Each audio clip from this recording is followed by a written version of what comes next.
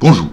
Aujourd'hui, nous avons un programme des plus chargés, puisqu'il sera question de chemtrails, de réchauffement climatique, de HAARP, d'ufologie, des anciens astronautes, des armes secrètes du Troisième Reich, des reptiliens, des sectes sataniques, le tout sur un fond de nouvel ordre mondial et de Covid, puisqu'il s'agit des points que nombre d'entre vous m'ont demandé d'aborder.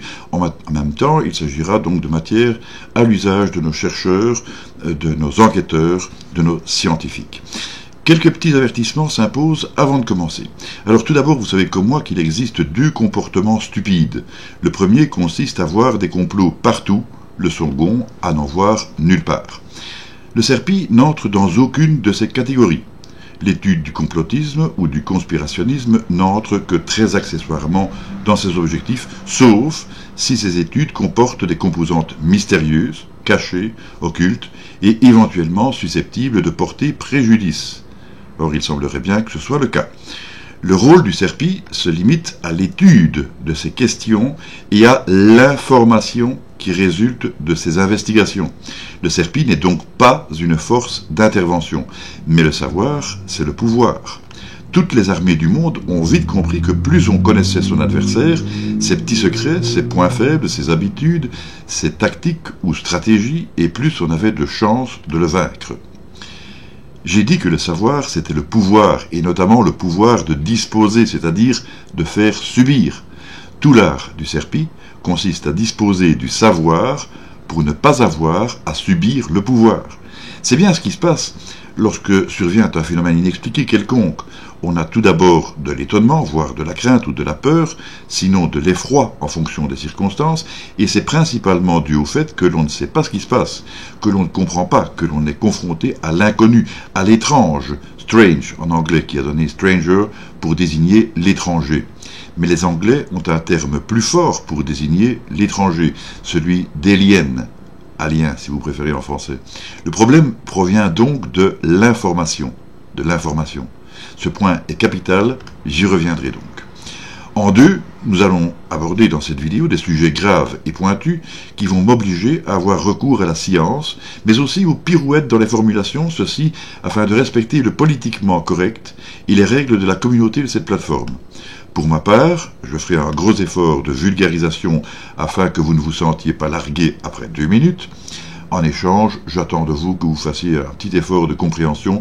Dans ce cas, cela devrait être à la portée de chacun d'entre vous. Et le dernier point, c'est que la présente vidéo n'a pas la prétention de vous livrer une vérité absolue. Il s'agit plutôt d'une hypothèse de travail, mais non des moindres. Ne prenez donc pas tout ce qui va suivre comme parole d'évangile. D'ailleurs, il est fort probable que ces mêmes évangiles aient été trafiqués, volontairement ou involontairement, au gré des traductions, mais aussi par action ou par omission. Et je ne dis pas ça pour choquer les croyants, ou les chrétiens auxquels j'appartiens d'ailleurs, mais bien parce que, visiblement, l'enseignement dont il est question relève d'un besoin de contrôle de la population, parce qu'à cette époque, ça remonte donc dans le temps évidemment, la société encore très primitive faisait souvent dans le n'importe quoi, en agissant par impulsion le plus souvent. Donc le but initial était parfaitement louable et répondait à un réel besoin, sauf que le narratif se basait peut-être sur de mauvaises interprétations de phénomènes précisément inexpliqués. Ce qui revient à dire que l'information était sinon erronée ou lacunaire, du moins impliquée. Avec les connaissances de l'époque, on dira qu'on a fait de son mieux, sauf que le mieux est souvent l'ennemi du bien, et c'est bien dommage, surtout lorsque l'on entend s'attaquer au mal. Bon, vous l'aurez sans doute compris, attendez-vous à du costaud, générique.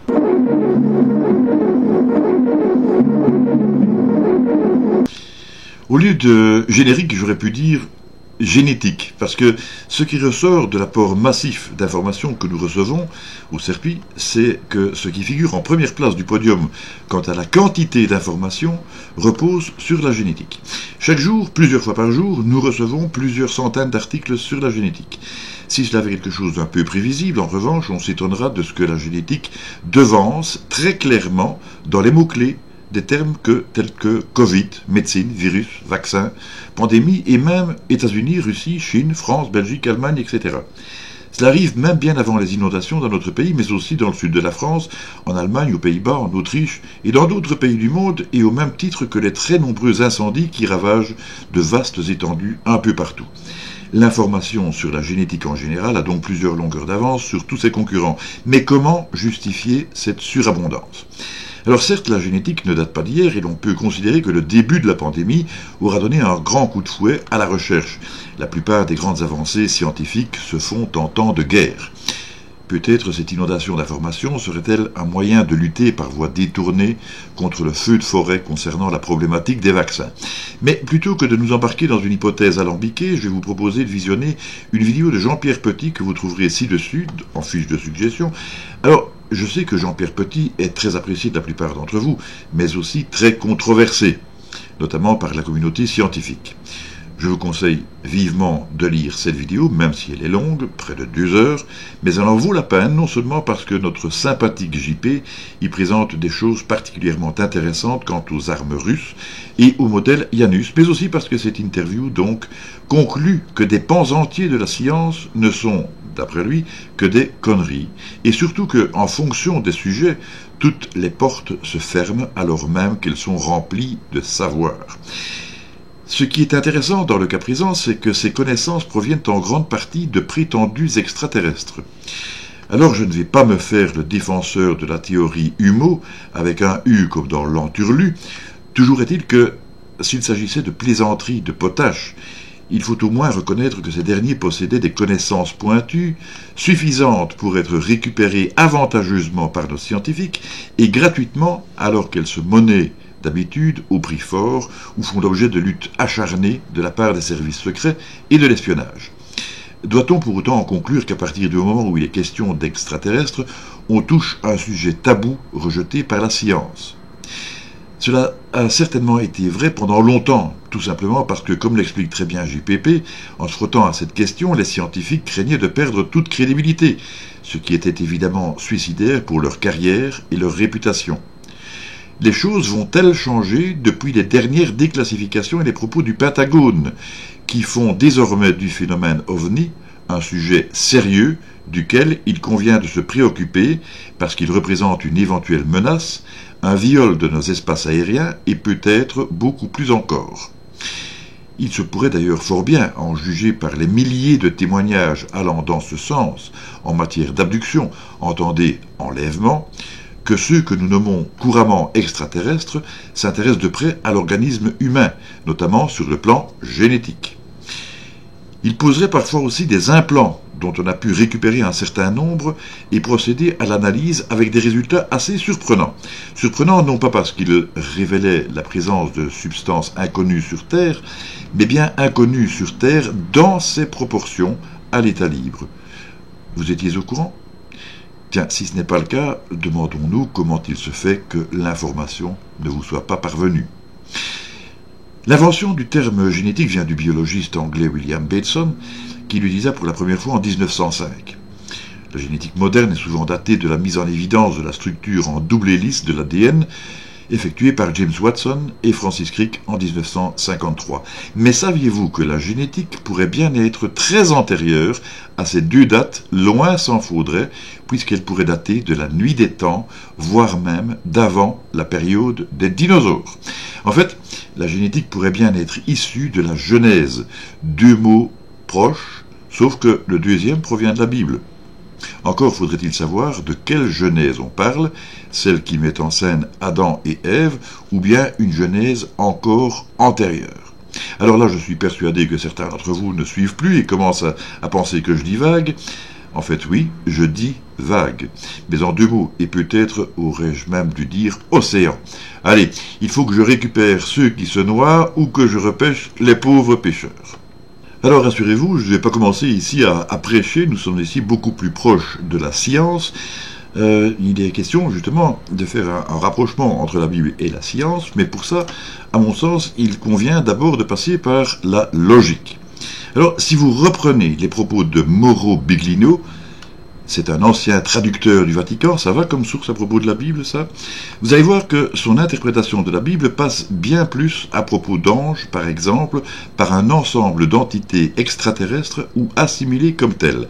Dans ses écrits, on découvre avec stupeur que l'homme pourrait bien être le fruit d'expériences génétiques pour en assurer l'évolution. Mais par qui? Mais attendez une seconde.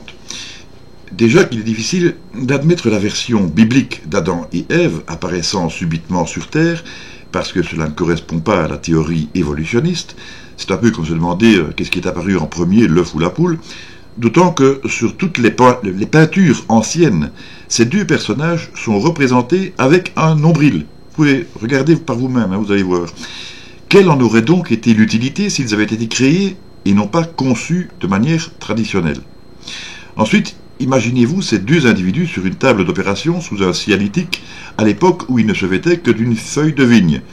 Évidemment, ça ne tient pas. Et alors, évidemment, certains vont dire que Mauro Biglino n'est pas infaillible, qu'il a pu se laisser emporter par ses interprétations, qu'il avait trop d'imagination, qu'il était franc-maçon. Et le problème, c'est qu'avant de porter un jugement, il convient de prendre connaissance des écrits de l'auteur. C'est ce que j'ai fait, et je peux vous dire que ça se tient pleinement. Vous pouvez vous en rendre compte par vous-même en lisant la Bible comme vous ne l'avez jamais lue, ou encore le Dieu de la Bible vient des étoiles. Des étoiles, voilà qui est de nature à faire penser aux extraterrestres, n'est-ce pas?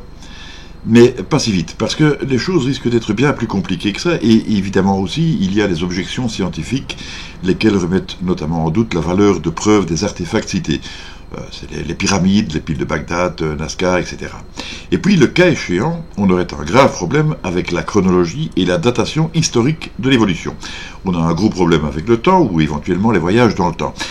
Il va falloir remettre de l'ordre dans tout ça, car ça en vaut la peine. Il y a beaucoup de choses à dire sur le sujet. D'abord, les objections scientifiques peuvent se comprendre sur le plan historique, car, comme le disait tout à l'heure Jean-Pierre Petit, à partir du moment où l'on risque de perturber quelque peu notre paradigme, on dérange. Vous pensez bien que si la datation de notre humanité était complètement à revoir, ce serait un bouleversement difficilement acceptable, et donc les scientifiques ne peuvent que procéder à la levée de boucliers. Il en va de même sur le plan religieux, et pourtant c'est assez paradoxal. Écoutez bien ce qui suit comme raisonnement. Dans le christianisme, on nous dit que Jésus est né de la Vierge Marie. Ici, moi, je suis tiraillé par mon imprégnation religieuse, celle qui vient de papa et maman, du curé, du prof de religion, et de mon propre caractère scientifique, rationnel et objectif. Un enfant né d'une vierge. L'opération du Saint-Esprit, ouais, ça a quand même du mal à passer. On imagine, 9 mois avant l'an 0, Joseph et son épouse, enfin je ne sais pas s'ils étaient mariés, mais peu importe, ils étaient ensemble, Marie, toujours vierge, déjà là ça cale un peu, parce qu'à notre époque, un couple se forme, et 20 minutes après ça passe à l'horizontale. Mais soit on n'était pas à la même époque, et les conditions de vie étaient tout à fait différentes, il y avait l'éducation, le qu'en dira-t-on, l'éducation, enfin soit, les mœurs étaient différentes, bref, il se balade, et il rencontre un ange, j'avais envie de dire, à peu près comme tout le monde, quoi, ce sera Gabriel. Oui, je sais, tu brûles mon esprit, ton amour étrangle ma vie, ok. Il rencontre un ange, ou ce qu'ils prennent pour un ange, parce que, comment voulez-vous qu'il puisse comprendre qu'il s'agirait d'une entité extraterrestre, en admettant que ce soit de cela dont il s'agit, n'oublions pas qu'il s'agit d'une hypothèse. Il est très gentil, l'ange, gentil et poli, mais c'est un ange, n'est-ce pas? Et donc, il salue Marie, pleine de grâce. Il lui dit, le Seigneur est avec vous. Donc, le Seigneur des cieux, c'est-à-dire d'en haut. Vous êtes bénie entre toutes les femmes. Alors là, moi je dis, la traduction pourrait être, vous avez été choisi pour votre profil particulièrement favorable, conformément à notre comité de génétique médicale. J'extrapole, évidemment. Mais c'est ce qu'on fait en science et en génétique. On étudie un ensemble de possibilités, de probabilités. On sélectionne, et donc, l'échantillon que l'on considère comme étant idéal, on en dit du bien, forcément. Je poursuis. Le fruit de vos entrailles est béni. Traduction, le bébé que vous allez enfanter, ce ne sera pas n'importe qui. Tu parles. Si ovocytes et matériel génétique masculin ont été soigneusement sélectionnés, on a des chances d'obtenir quelque chose de bien. Bon, encore une fois, je ne veux manquer de respect à personne, hein. Mon but n'est pas ici de bouleverser les croyances de tout un chacun, et ça devait être aussi le souci des scribes et des pères de l'Église d'alors, qui ne pouvaient avoir aucune idée de ce que pourrait bien être, 2000 ans plus tard, la fécondation in vitro et tutti quanti. Vous auriez essayé de leur expliquer ça, ils n'auraient pas compris, meilleure volonté du monde, désolé, mais alors, ça se serait passé comment? Bien là, j'ai une hypothèse. L'ange, qui n'en serait pas un, hypnotise le couple. S'il y a un décalage de plusieurs millions d'années entre les civilisations, ça ne doit pas être trop compliqué, bien que l'on puisse remplacer l'hypnose induite, sous laquelle des gens se font bel et bien opérer de nos jours, par une quelconque manœuvre d'endormissement. Très facile à imaginer. Dans ce cas, Joseph et Marie sont out, complètement stone, et ne pourront rien raconter de l'opération du Saint-Esprit, qui sera en fait l'opération du docteur Machin. La légende peut se poursuivre, sauf que cette version, mis à part son anachronisme, est bien plus plausible scientifiquement, et ça, on ne peut qu'en convenir. De cette opération sortira un homme pas comme les autres, c'est le moins qu'on puisse dire, qui fera des prodiges et qui dira, entre autres, « Mon royaume n'est pas de ce monde ». Vous interprétez ça comment, vous? Mais revenons-en à ce que je disais. Si l'on a bien trouvé certaines explications aux exploits des anciens Égyptiens pour la construction de leurs pyramides, je pense tout de même que considérer ce type d'artefact comme accessoire, c'est y aller un peu fort, vu que la plupart de ces explications s'avèrent bien très intéressantes, mais le plus souvent incapables de tenir la route jusqu'à l'achèvement complet. Si beaucoup de gens ont une profonde aversion pour Raël ou l'église de Scientologie, dont je ne fais pas l'apologie ici, et qui sont en fait des sectes ou considérables comme telles, je vais en profiter ici pour rappeler que le CERPI n'est nullement une organisation sectaire, donc s'il vous plaît, pas d'amalgame. Je ne suis pas un gourou, je ne suis pas occupé de vous faire un brainwashing, c'est-à-dire un lavage de cerveau, je n'ai nul besoin d'esclaves hypnotisés ou fanatisés ou pas. Donc ce que je voulais dire, c'est qu'en dépit de toutes les critiques émises sur elle et l'église de Scientologie, leurs principes s'articulent sensiblement sur la même théorie, au même titre qu'une certaine Blavatsky, fondatrice de la théosophie. Toujours sans vouloir choquer personne, c'est important de le dire, je dirais que d'aucuns s'entendent pour dire que l'église chrétienne serait somme toute une secte qui aurait réussi. Je dirais encore qu'à part ceux que j'ai déjà cités, à savoir Mauro Piglio, Raël, Ronebart et Lena Blavatsky, on peut encore évoquer Eric von Daniken et d'autres. Et dans une certaine mesure, Jacques Berger et Louis Poels dans Le Matin des Magiciens, un livre que vous devriez tous avoir lu, ne serait-ce que par curiosité ou pour le fun. Il faut dire que les partisans de la théorie des anciens astronautes ne sont pas si exceptionnels que ça. Je pourrais vous citer une kyrielle d'autres personnes influentes avec lesquelles j'ai pu m'entretenir et qui sont loin d'être des illuminés. Mais encore une fois, cela ne constitue pas une preuve, au même titre que l'intime conviction personnelle. Donc il va vous en falloir plus, et ça va se justifier pleinement, parce que je vais aller beaucoup plus loin, comme vous allez le voir. Accrochez-vous, parce qu'on n'est pas couché. Tout d'abord, je vais vous lire, avec mes commentaires, la présentation de la thématique du Matin des Magiciens par Wikipédia. Rassurez-vous, ce ne sera pas trop long. Le thème central de ce livre repose sur l'idée qu'une quantité de connaissances scientifiques et techniques, dont certaines proviennent de civilisations extraterrestres, ont été tenues secrètes pendant les grandes périodes de l'histoire. Alors donc ici, on rejoint un peu ce que disait Jean-Pierre Petit, tout de même ancien directeur de recherche au CNRS, physicien et auteur de plusieurs livres dans lesquels il expose mathématiquement les preuves de ce qu'il avance. Je continue, et que l'homme est appelé à devenir un surhomme. Commentaire de ma part, c'est amusant. Tout dernièrement, j'ai pu lire que l'OMS s'opposait à la création de surhommes. C'est donc que l'idée a déjà été lancée, et je crois pouvoir supposer que l'on y travaille même actuellement. Je reviens à l'écriture. Pour les auteurs, le fantastique n'est pas l'apparition de l'impossible, mais une manifestation des lois naturelles, quand elles ne sont pas filtrées par le voile du sommeil intellectuel, par les habitudes, les préjugés, les conformistes. Bref, c'est un peu ce que je vous disais à propos du paradigme, non? Le Matin des Magiciens se compose de 3 parties. Le futur antérieur, qui critique le scientisme du XIXe siècle et évoque l'idée d'une société internationale et secrète, groupant des hommes intellectuellement très avancés, société qui se formerait d'elle-même et aborde le thème des civilisations disparues et de l'alchimie. Ah, Ces deux derniers points mis de côté, est-ce que cette phrase n'évoquerait pas superbement l'établissement du nouvel ordre mondial dont on voit à présent très bien la réalisation? On ne s'en cache même plus, sur ce point, les complotistes n'ont plus rien à craindre et même les journalistes utilisent le terme dans les médias officiels. Bon, je poursuis. Quelques années dans l'ailleurs absolu qui s'attache à démontrer les origines occultes du nazisme. Je vous avais dit que l'on parlerait des armes secrètes du Troisième Reich, on y reviendra, mais ces origines ne sont plus à démontrer depuis longtemps.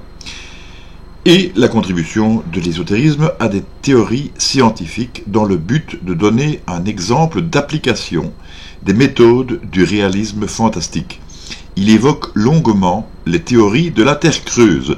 Ah, c'était donc un lecteur fidèle de Jules Verne, comme je le comprends, qui n'a pas été bercé dans son enfance par les voyages extraordinaires du brave Jules. Un Jules qui était quand même pas mal visionnaire. Alors, l'homme, c'est infini, consacré aux capacités mentales de l'homme, à la parapsychologie, à la télépathie, à l'esprit magique et aux mutants. Alors, on reviendra sur la parapsychologie et la télépathie. Quant aux mutants, je crois que je ne dois pas trop vous faire un dessin. Il est assez question de mutation pour le moment, et celles-ci sont bien de nature génétique. Enfin, le livre contient une version raccourcie d'un Cantique pour Leibovitch de Walter Miller, un récit post-apocalyptique nucléaire. Ah oui, je ne sais pas si vous l'avez lu comme moi, mais il serait question, je le mets au conditionnel, longtemps après la guerre froide et la grande question de savoir si le Troisième Reich aurait pu disposer de la bombe atomique, une question qui fait frémir, que le tabou de l'utilisation atomique aurait été levé. Donc, si cela devait se confirmer, cela voudrait dire que de grandes puissances s'arrogeraient désormais le droit de se taper dessus à grands coups d'armes de destruction massive. Dès lors, on pourrait se poser une question. Pourquoi devrait-on se préoccuper du réchauffement climatique si cela devait de toute façon se terminer par un hiver nucléaire? Ah, dans ce cas, bien sûr, que ce serait plus facile de respecter les préceptes de des fameuses Georgia Guidestones, qui préconisent de réduire la population de la Terre à 500 millions d'habitants. Et certains vont même plus loin, en se limitant à 300 millions. Ce nombre serait représentatif, d'après certains économistes, du maximum de rentabilité. Il faudra qu'on m'explique comment la diminution très drastique de la clientèle ferait augmenter le chiffre d'affaires des commerçants. Encore que le cas échéant, ces quelques millions d'habitants vivraient alors dans des conditions très amères, à moins bien sûr d'être des surhommes ou de ne plus vivre sur la Terre. Et ça veut dire quoi? Sur une autre planète ou alors sur la même planète mais pas en surface, en profondeur? Parce que, rappelez-vous d'Hiroshima et de Nagasaki, même de Fukushima et de Tchernobyl, pour y vivre en surface, même longtemps après, c'était pas la joie. Bon, revenons-en à nos moutons et plus précisément aux problèmes chronologiques. À ce propos, la durée de vie de notre planète laisse largement assez de place pour le développement de plusieurs civilisations successives, éventuellement entrecoupées, donc avec des périodes sans entre elles. Rappelez-vous que si l'on met à l'échelle l'apparition de l'homme sur une horloge par rapport à l'âge de la Terre, nous apparaissons peu avant minuit. Simple question de minutes. Ça donne une idée. Maintenant, je vais vous proposer une deuxième suggestion de vidéo qui apparaîtra ci-dessus. C'est une conférence d'Étienne Klein, donc pas vraiment le dernier des imbéciles, une conférence à propos des voyages dans le temps. À propos de temps, cette vidéo est plutôt longue aussi, de nouveau environ 2 heures. Vous avez de quoi faire, je vous aurais prévenu. Mais elle vous permettra de comprendre comment, parfois, on pose mal les questions, et donc on n'obtient forcément pas les bonnes réponses, ou bien qu'il convient de tout relativiser un peu comme le disait Einstein. Ce même Einstein qui disait que 2 choses étaient infinies, l'univers et la bêtise humaine, sauf que pour l'univers, il n'en était pas sûr. Avant de poursuivre, il faut faire un peu de parapsychologie et d'ufologie à la belge, en évoquant 2 affaires absolument extraordinaires, auxquelles viennent s'en greffer une troisième, non moins incroyable, et dans chacun des cas, le Serpi a été impliqué, directement ou indirectement. Je vais résumer un max, sinon il y en aurait pour des heures, et des dizaines de livres ont déjà été pondus sur la question, sans parler des documentaires auxquels j'ai participé. La première affaire commence en 1989 et s'étalera jusqu'au moins en 1992, c'est-à-dire en 1992 pour nos amis français. peut-être plus selon la façon de voir les choses. Il s'agit de la vague belge bien connue des ufologues. Alors, du jour au lendemain, venant apparemment de l'Allemagne, où se présenta au moins un phénomène comportant un anachronisme flagrant, anachronisme c'est-à-dire décalage dans le temps, une multitude d'engins volants mystérieux traversent le pays en se dirigeant vers le nord.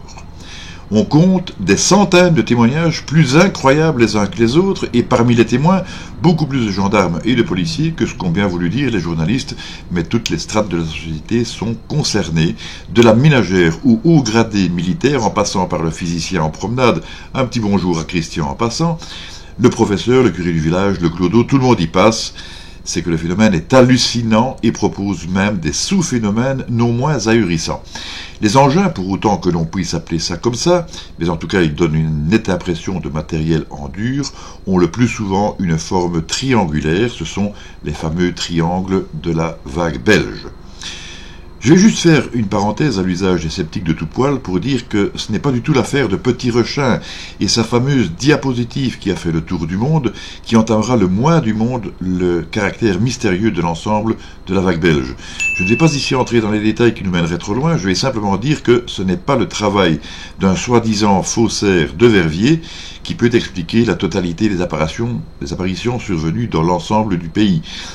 De toute façon, l'intéressé avec lequel j'ai pu m'entretenir le reconnaît lui-même. Et rassurez-vous, les F-16 de l'armée belge ne décollent pas pour une maquette en frigolite, ou si vous préférez en polystyrène, et ce genre de petite maquette ne fait pas non plus réagir les radars. Fin de la parenthèse. Je n'irai pas plus loin à ce propos, sauf pour vous citer quelques points particuliers souvent méconnus du public, quand ils n'ont pas été complètement occultés. Ce sont des histoires dans l'histoire, mais elles valent leur pesant d'or. La première chose à retenir, mais non des moindres, c'est qu'à quelques rares exceptions près, les engins mystérieux ont traversé toute la Belgique pour s'arrêter, de manière complètement incompréhensible, juste avant la frontière symbolique qui sépare notre pays entre sa communauté francophone et la néerlandophone. S'il devait s'agir de petits bonshommes verts venus d'Alpha du Centaure, on ne comprendrait pas leurs préoccupations quant à nos problèmes politiques et communautaires. Voilà, ça c'est une chose que connaissent les ufologues avisés. C'est un peu comme si l'on disait que le virus du Covid se serait arrêté avant d'entrer sur le territoire de Marseille, ou que le nuage de Tchernobyl se serait arrêté à la frontière française. Évidemment, ça ne tiendrait pas debout. Il n'empêche que, n'est-ce pas, enfin, soit. La deuxième affaire, c'est que la vague belge a fait l'objet d'au moins une RR3, entendez donc une rencontre rapprochée du troisième type, c'est-à-dire comme dans le film de Spielberg avec contact avec les occupants. Rien à voir avec des petits bonshommes verts, mais en tout cas des gens ou des entités qui s'intéressent de près aux champignons. Je ne parle pas de champignons hallucinogènes, mais bien de champignons atomiques, vous savez à cause de la forme que prend l'explosion. L'observation se passe à côté d'un lieu à la morphologie très spéciale, bizarre. On va dire un ensemble de grottes qui font partie d'une très grande colline. Ah, juste une petite précision. Dans le point précédent, là où les ovnis s'arrêtaient, c'était la région des collines. Mais revenons à notre RR3 qui, elle, se déroule quasiment à l'autre frontière, ou plutôt aux autres, car il s'agit de celle avec l'Allemagne et les Pays-Bas. Dans la colline se trouvait une base secrète, ou disons plutôt un centre secret de l'OTAN. Il s'agissait d'une véritable ville souterraine où l'on travaillait dans les communications, et qui dit communication dit forcément information, du moins dans le cadre qui nous intéresse, mais ce n'est pas tout. À l'époque où j'écrivais mon livre sur les phénomènes inexpliqués en Belgique, aux éditions Jourdan, même mon éditeur, pourtant érudit et historien, connaisseur des lieux, doutait profondément de l'existence de cette base. Mais moi j'étais bien placé pour savoir qu'elle existait, parce que notre président d'honneur du CERPI y avait passé son service militaire. Alors vous allez me dire que c'était incompatible avec le caractère secret de la base. Eh bien non. Des militaires y étaient transportés en camions bâchés, de nuit, et n'avaient accès qu'à une partie des bâtiments. L'autre partie était rendue inaccessible par une très lourde porte, une sorte de sas sévèrement gardée.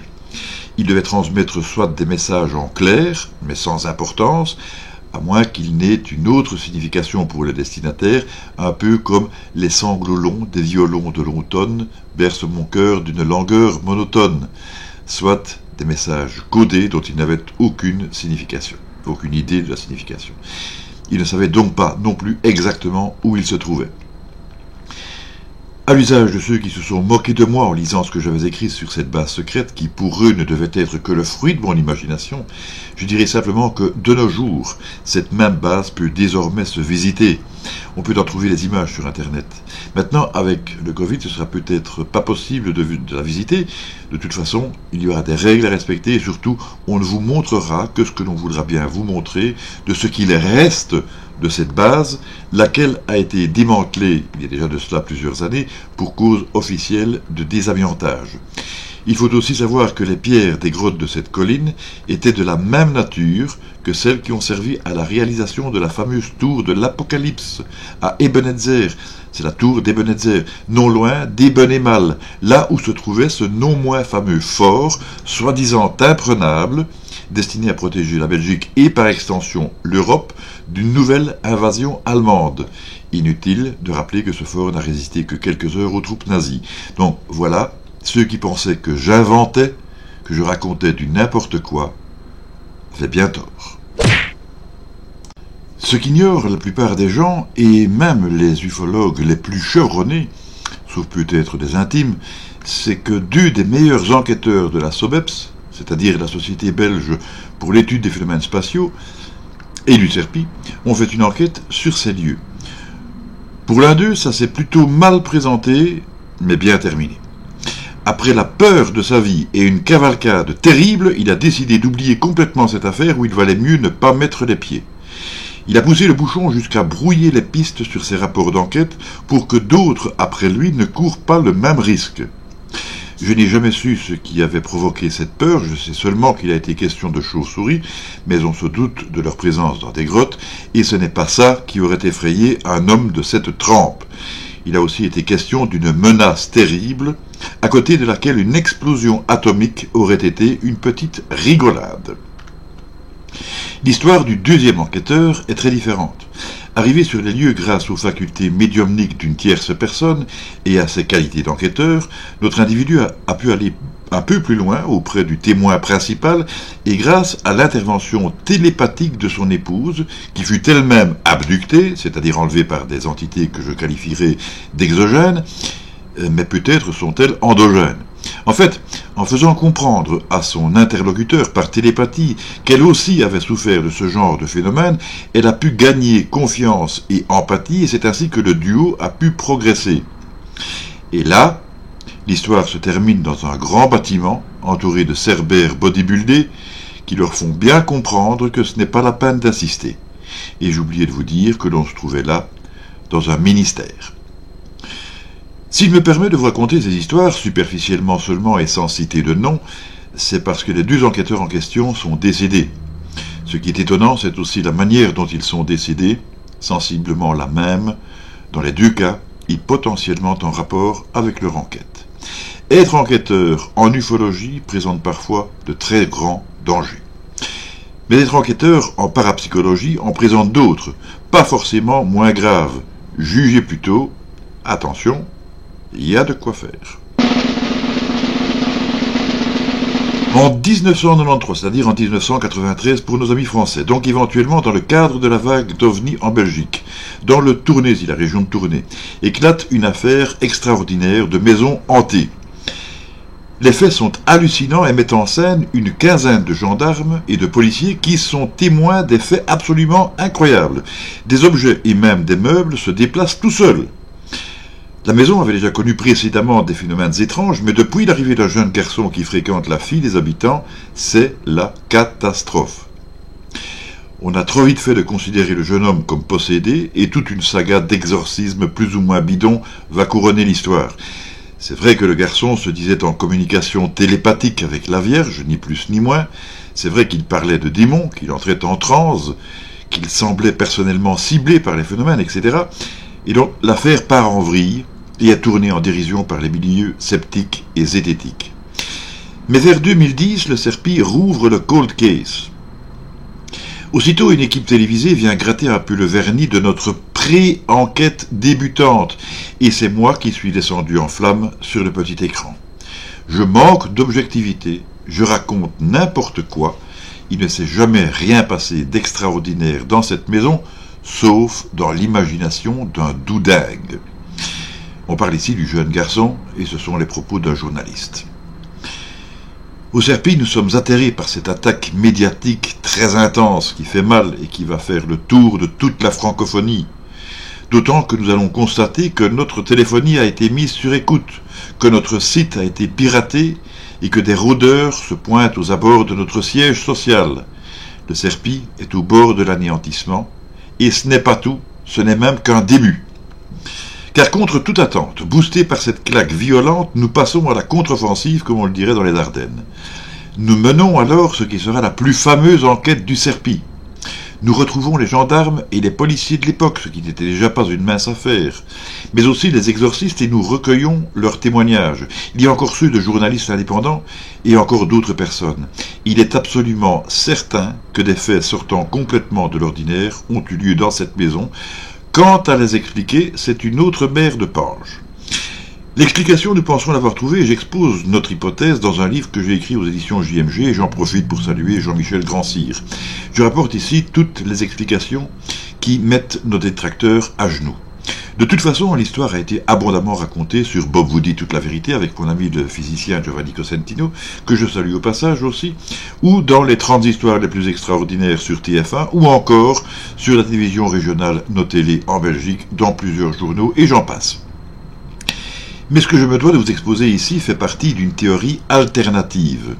Dans celle-ci, on remarque que sont apparus à proximité de la maison hantée 2 crop circles ou agroglyphes, et que dans ceux-ci, 2 enquêteurs de la SOBEPS, mais pas les mêmes que précédemment, vont faire des constatations assez surprenantes et que l'on notera même des perceptions médiumniques absolument vérifiées, que des câbles à haute tension surplombent la maison, ce qui est inapte à justifier les phénomènes, mais nous emmène à remarquer qu'ils relient une station de transmission et donc de communication de l'information située non loin de là, à côté de laquelle se trouve d'ailleurs aussi une chapelle consacrée à la Vierge.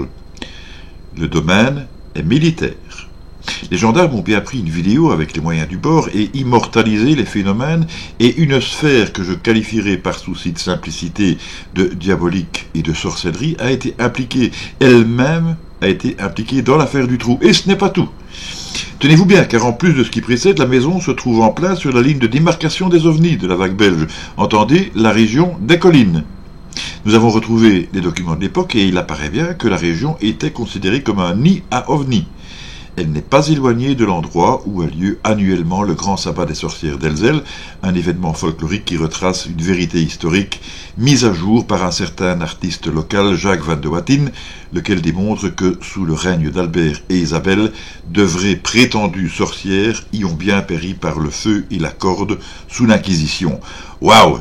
On est en plein cœur du mystère, en plein tourbillon, tout s'en mêle, se mélange, plus on cherche et plus on trouve, jusqu'à un certain point toutefois, mais si vous croyez que c'est fini, eh bien, vous vous trompez.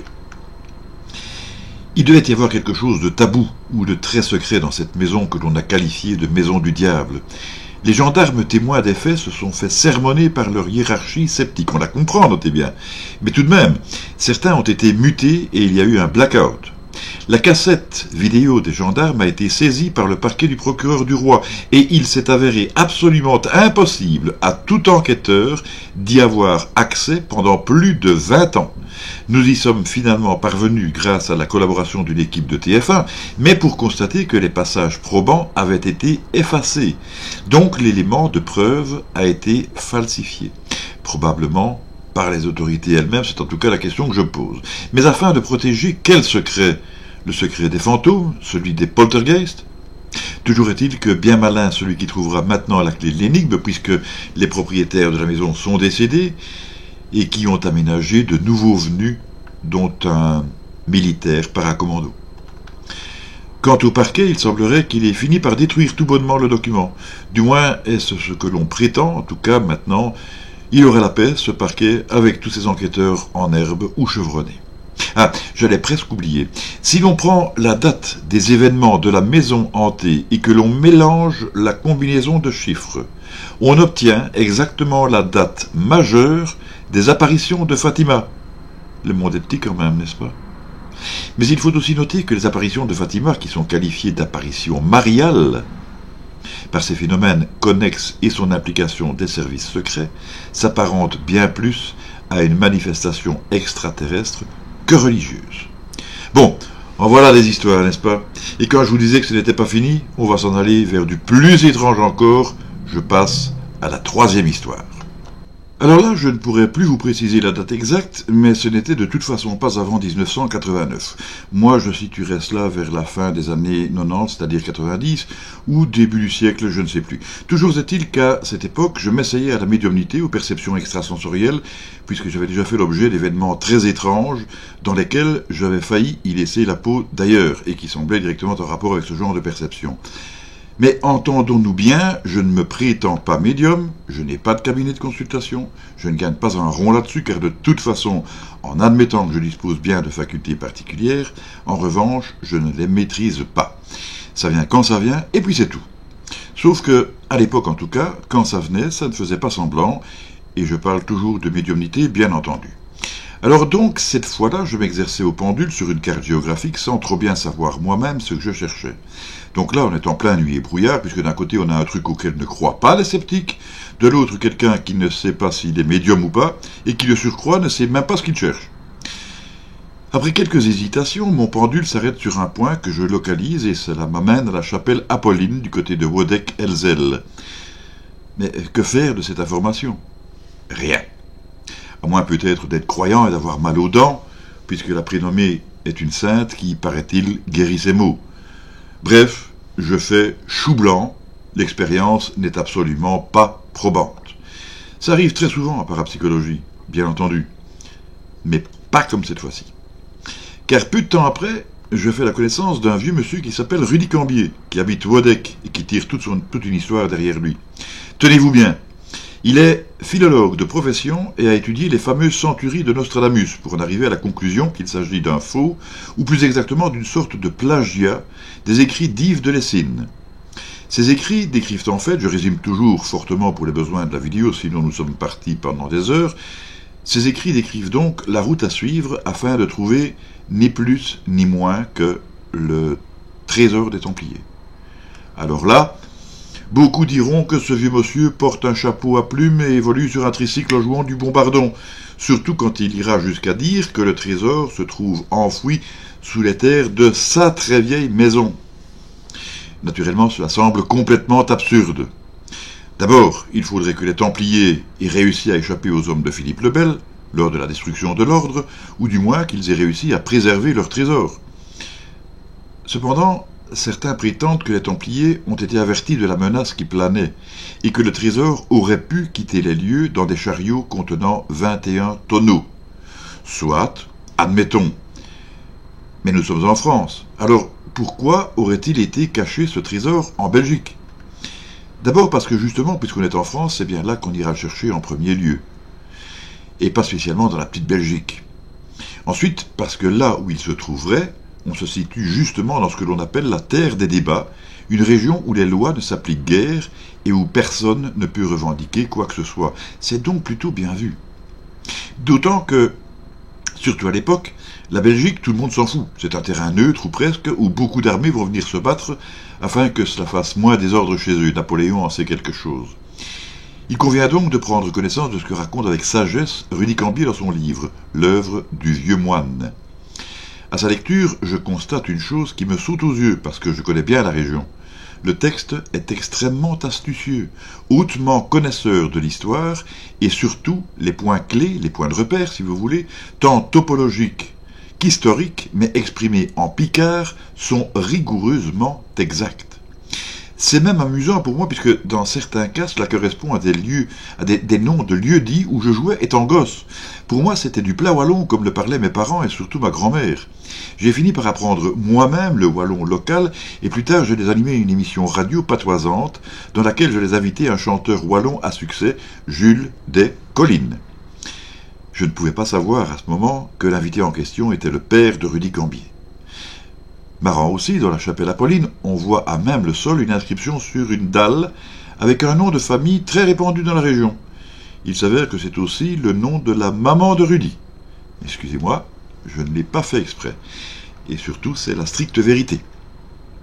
Comme la stricte vérité est aussi que la fameuse chapelle se situe à quelques centaines de mètres de la maison de Rudy.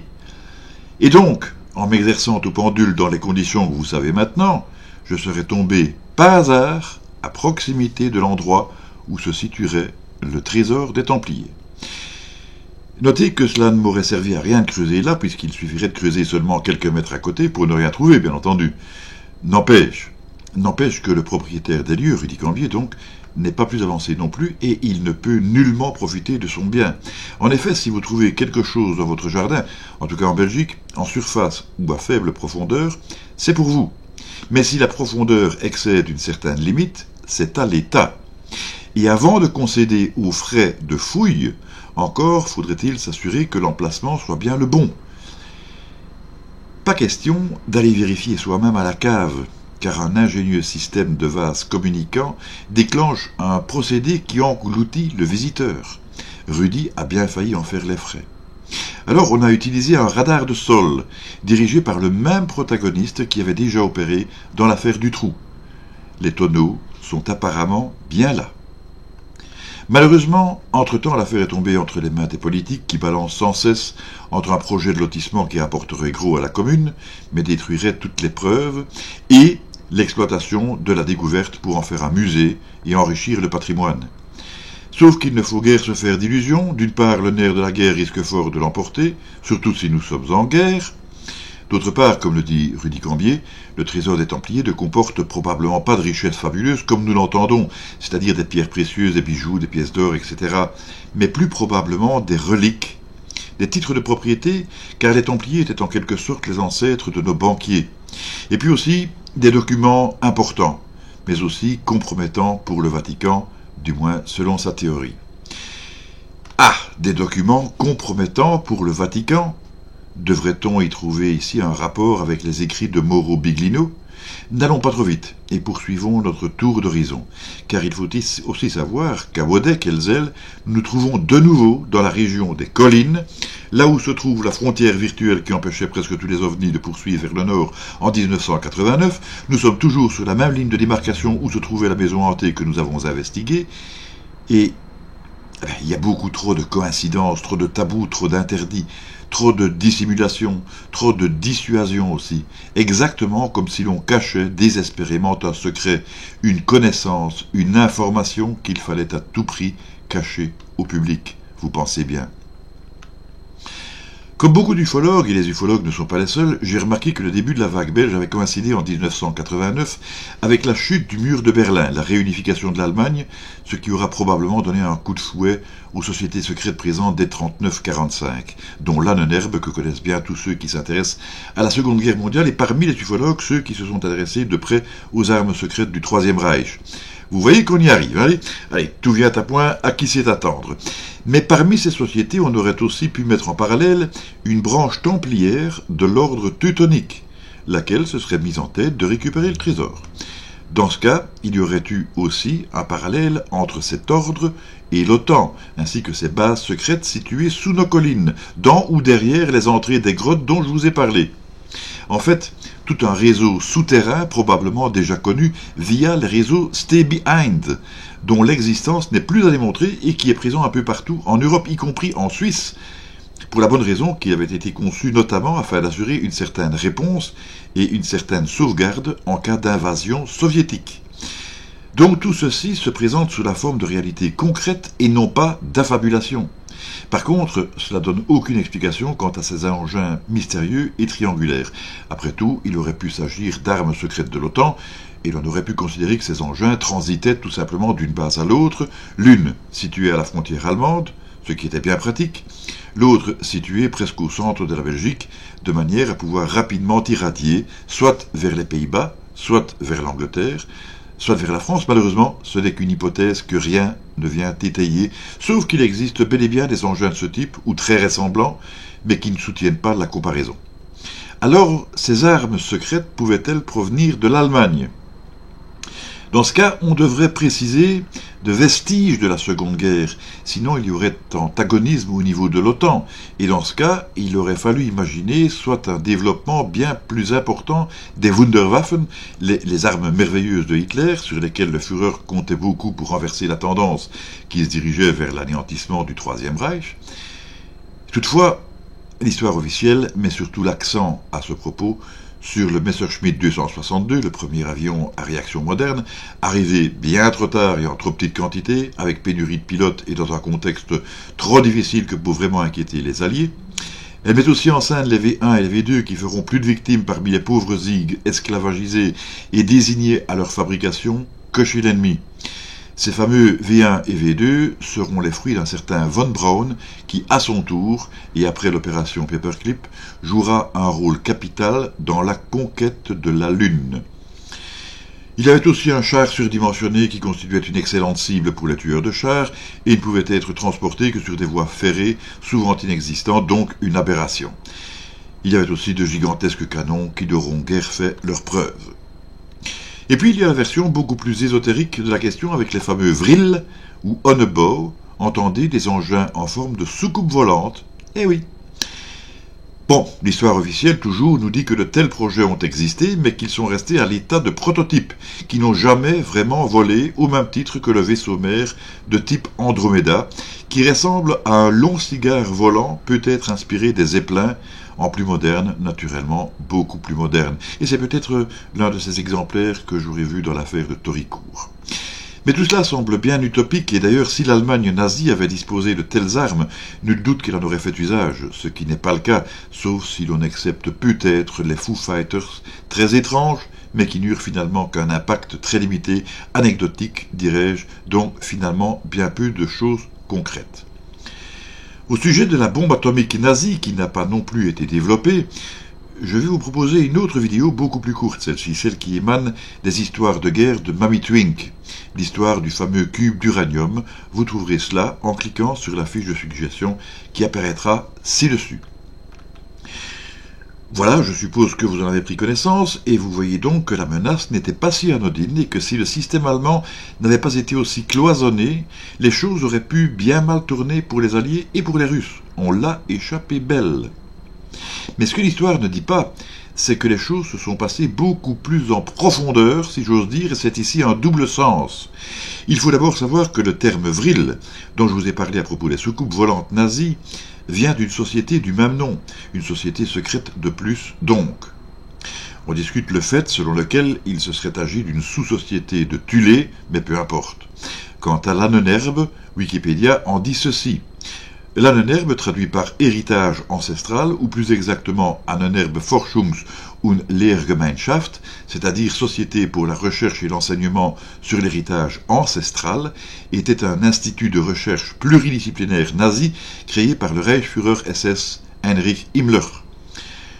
Vous l'aurez remarqué que l'on parle ici d'un institut et non plus d'une société secrète. C'est intéressant quant au caractère concret des choses. Cela dit, il n'y a aucun doute qu'à l'époque et encore de nos jours existe en Allemagne et dans tous les pays du monde une multitude de sociétés secrètes qui toutes se revendiquent de près ou de loin à la sorcellerie ou le satanisme, une multitude de sectes aussi, et ce n'est un secret pour personne, à moins d'être très naïf, on ne peut plus en discuter. D'ailleurs, c'est bien simple, dans mon parcours au circuit, tout au long d'une quarantaine d'années d'expérience, j'ai pu en constater de nombreux exemples. Par contre, il existe une confusion assez généralisée à propos des notions de bien et de mal, dans un concept manichéen, avec des symboles aussi fondamentaux que le haut pour le bien, le ciel, les anges, Dieu, etc., et le bas pour l'enfer, les démons, le serpent qui rampe, le noir qui est symbole de blanc, de mal, le noir qui est symbole de mal, et le blanc qui symboliserait le bien, on va y arriver, ou le positif et le négatif pour éviter les connotations racistes, qui n'entrent pas en ligne de compte ici, bien entendu. On se baserait plutôt sur la symbolique du yin et du yang, lequel démontre d'ailleurs que l'un ne peut exister sans l'autre et que chacun comprend sa complémentarité dans l'autre. Par sa présentation ondulée, le symbole yin-yang montre aussi le flou qui existe entre la séparation des deux. Les choses ne sont pas aussi tranchées. chaque faction que j'ai citée précédemment étudie ou tente d'exploiter des forces extérieures et fondamentales parce que naturelles et non surnaturelles. Mais où se trouve encore une fois la frontière avec, par exemple, la physique quantique? Donc pour en revenir à nos moutons, confusion dès le départ, ou l'un des départs, ou encore l'une des suites à l'égard d'êtres supérieurs qui viennent d'en haut en volant. Le primitif le divinise instinctivement et s'y soumet faute de moyens de faire autrement, et sa soumission peut aller très loin, voire jusqu'à l'extermination au gré de l'entité concernée. Sauf que l'entité en question peut très bien venir en volant d'un autre point situé à la surface de la Terre, mais émanant d'une civilisation bien plus avancée, ou d'une autre planète, ou du centre de la Terre, pour autant que le voyage transite par les airs, et même chose pour les fonds marins. Les spectateurs de l'époque n'y verront que du feu, mais il en ira tout autrement si les voyageurs arrivent directement des profondeurs, et l'on fera sans doute encore une distinction si les profondeurs en question concernent l'eau des océans, avec son Neptune sur le plan mythologique, ou des milieux terrestres comme une grotte, un souterrain, une faille, une cave, etc. On a compris que cela émanait d'un arbitraire instinctif à la fois inné et induit.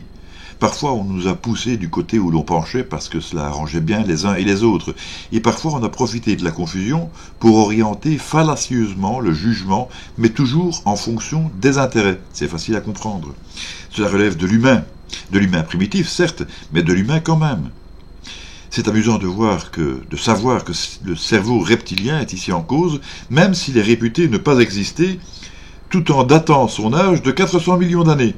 Voyez ici le paradoxe. Et si vous le permettez, ce paradoxe, on va encore l'enrouler plus, en évoquant le caducée qui symbolise la médecine, tout en représentant un serpent qui grimpe autour d'un axe vertical. Un serpent ou deux serpents, et aussi avec des ailes. Voyez-vous ça? En pharmacie, on parle d'un symbole où le serpent présent sur le caducée pharmaceutique et s'enroulant autour de la coupe de Hygie est cependant une couleuvre, un serpent inoffensif pour l'homme, à condition de ne pas trop en avaler.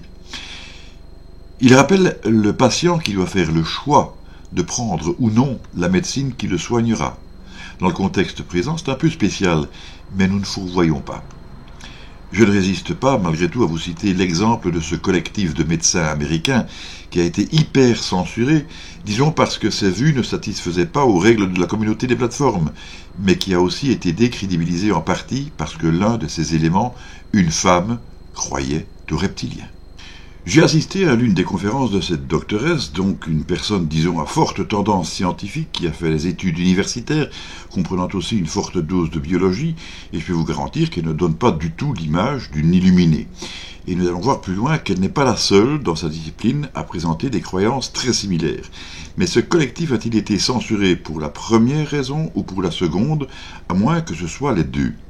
Parce qu'en fait, la théorie de la présence reptilienne, ou si vous préférez, d'êtres extraterrestres qui auraient une apparence reptilienne, sous-entend la domination du monde, ou pour certains, le nouvel ordre mondial, par ce biais, au point d'étendre cette conception chez certains représentants de nos gouvernements, lesquels seraient donc en fait des reptiliens qui auraient pris l'apparence humaine. Vous avez remarqué que je mets tout ça au conditionnel. On est toujours dans le cadre d'une hypothèse. Bon, c'est évidemment une façon de voir les choses qui est complètement inacceptable pour nos scientifiques, nos sceptiques et nos zététiciens qui, dès la base, se montrent plutôt acides dès qu'il est question d'extraterrestres, reptiliens ou pas. Je fais ici un petit clin d'œil pour le jeu de mots à nos chimistes. Mais revenons-en à nos sociétés secrètes allemandes ou nazies, qui, un peu comme nos chercheurs en généalogie, encore un terme qui s'apparente à la génétique, recherchaient un idéal ancestral. Pour certains, c'est le type arien, le grand blond, l'homme supérieur pour qui bien des femmes ont souffert dans l'Allemagne de la Seconde Guerre en vue de produire une nouvelle race. En fait, cette race s'apparentait quant à elle à celle des extraterrestres dits nordiques, qui sont de grands blonds. Encore, il faut savoir, au passage, qu'en ufologie, certains avancent que notre planète recevrait la visite non pas d'extraterrestres standards uniquement, toujours les mêmes, avec le même faciès, mais bien plus d'une centaine d'espèces parmi lesquelles on trouverait les petits gris, que certains préfèrent avec de l'ail et du persil. Attention, je plaisante, bien sûr, mais notez que l'ail est réputé faire fuir les vampires, du moins certains, qui peuvent facilement changer d'apparence et se transformer en rat ou en chauve-souris, et que Persil est un nom synonyme de diable, lequel, lui aussi, comme les démons, peut modifier son apparence. Il faut donc faire attention à ce que l'on dit au risque de renforcer la confusion. Il y aurait donc tout autour de nous, et ce depuis très longtemps de cela, quantité d'entités extraterrestres d'apparence initiale très variées, avec des caractères également très différents, comme on peut aussi le remarquer dans nos sociétés terrestres, et qui auraient aussi des buts différents, et encore d'autres, pourquoi pas, qui se montreraient plutôt neutres ou indifférents. Certains viendraient sur Terre non pas pour les humains, mais bien pour y récupérer des minerais, le cuivre notamment, et à ce propos, remarquez que l'Arche d'Alliance était prévue en cuivre, et se devait théoriquement, de fonctionner comme un gros émetteur qui aurait permis aux humains de communiquer avec Dieu, c'est-à-dire, vous l'aurez compris, avec un extraterrestre ou assimilé comme tel. C'est important, ce assimilé comme tel, parce que d'un côté, cela signifie qu'il pourrait ne pas s'agir d'extraterrestres, et ici c'est le terme extra qui serait escamoté. Cela pourrait donc être par exemple des intras, mais en plus de cela, cela permet de garder l'église au milieu du village et de ne pas exclure l'existence de Dieu, quelle que soit la manière dont vous l'appelez. D'autres races s'intéresseraient bien à nous, mais parce que nos organismes leur permettraient sur le plan génétique de combler certaines de leurs lacunes. Certaines s'inquiéteraient de nos activités atomiques, nos essais nucléaires, etc., parce que dans leur conception, ils concevraient que cela risquerait de leur porter préjudice, voire de bouleverser l'espace dans des proportions que nous n'imaginons même pas. On pourrait multiplier les exemples presque à l'infini, mais ce n'est pas le but de cette vidéo. Les sociétés secrètes allemandes ou nazies faisaient donc bien des recherches dans le domaine de l'ésotérisme, du surnaturel, de la parapsychologie, et notamment le contrôle mental. Hitler lui-même en a été imprégné. Est-ce que l'on ne pourrait pas dire que, d'une certaine façon, il a hypnotisé tout un peuple, par ses prestations oratoires terribles et bien connues, par la peur, on a déjà vu ça quelque part, n'est-ce pas, la dissuasion, la force et bien sûr l'idéologie, le fanatisme. On pourrait illustrer un peu tout ça au moyen du film Les Aventuriers de l'Arche perdue avec Indiana Jones. Il n'y a pas là-dedans que de la science-fiction ou de l'imagination uchronique. Cela repose sur un fond de vérité. Les Allemands faisaient bien des recherches dans ce sens en vue de se procurer l'arme absolue. Cela aurait été un comble s'ils étaient allés jusqu'à la dérober aux Juifs. En quelque sorte, de par sa position, Einstein leur a un peu rendu la monnaie de leurs pièces tout en permettant de comprendre qu'une invention n'est pas en elle-même positive ou négative, mais dépend de ce que l'on en fait, ou de ce que l'on veut en faire. Les sociétés secrètes font donc leurs recherches et certaines aboutissent, par exemple, au terme de voyage allant jusqu'au Tibet, à des engins très mystérieux tels que Die Glocke, faisant partie du projet du même nom et comportant les vrilles et les Honnebow, c'est une sorte de grosse cloche aux propriétés miraculeuses, très dangereuses. Mais encore une fois, cela n'aboutira pas, à moins que cela n'ait été récupéré en secret et caché à la population, j'allais dire, comme d'habitude. C'est d'ailleurs bien ce que l'on dit de ce projet, à savoir qu'il existerait encore des vestiges de l'appareillage sur place et que les archives auraient été récupérées, au moins partiellement, par les Russes. On dit aussi que cette cloche aurait été une sorte de système anti-gravité, mais qui réclamait énormément d'énergie. On voit donc, le cas échéant, la terrible synergie qui aurait pu se produire si les nazis avaient pu disposer de l'énergie atomique et si le projet avait pu être mené à bien. Au passage, Die Glocke était réputé provoquer des pathologies cardiaques dans son entourage, la mort des animaux qui se trouvaient à proximité et aussi des mutations. Tiens donc. Mais les sociétés secrètes font leurs recherches dans un système beaucoup trop compartimenté. L'éternel problème de cloisonnage allemand, dans lequel ordre et contre-ordre vont fuser au cours du développement de la guerre. Parfois, comme pour la bombe atomique, certains travaillent sur le même thème, mais ignorent tout de l'avancement des autres. Les communications et donc le passage de l'information laissent à désirer. Pour arriver à leur fin, les nazis ont compris qu'ils devaient s'adresser à plus avancés, plus puissants, mais extérieurs à notre monde. Les recherches concernant l'Arche d'Alliance et d'autres artefacts religieux en sont la preuve, il s'agit là d'une réalité historique. Cependant, les Allemands n'allaient pas se montrer plus lucides que les autres, ou bien se laissèrent-ils emporter à la fois par la précipitation et par la confusion régnant à propos des extraterrestres. Si l'on ne pose pas les bonnes questions aux bonnes personnes et que l'on agit pour une mauvaise cause avec de mauvais moyens, il y a des chances que cela échoue. Mais là non plus, les choses ne sont pas aussi simples, car nous avons vu que les caractères et les dessins des entités étaient aussi différentes, ce qui fait que dans certains cas, les intérêts pouvaient converger, mais pour se trouver presque aussitôt contrariés par d'autres factions. Somme toute, c'est un peu comme quand vous avez le panier de crabes d'un gouvernement qui s'adresse à des États voyous pour faire un mauvais coup dans le cadre d'une manœuvre belliqueuse, et pire encore, s'il devait s'agir d'une tromperie. Qu'importe, dans le cas présent, c'est le temps qui va jouer en faveur des Alliés. La machine de guerre allemande est devenue trop mal en point pour encore résister longtemps, le second front a été ouvert depuis le débarquement en Normandie, et les événements vont bientôt se précipiter comme on le sait. Les découvertes réalisées sur le terrain et l'opération Paperclip feront dire aux Alliés que l'Allemagne était très avancée sur le plan scientifique. Ce n'est pas peu dire, et la suite de l'histoire tente à le démontrer, notamment avec la conquête de la Lune dont j'ai parlé.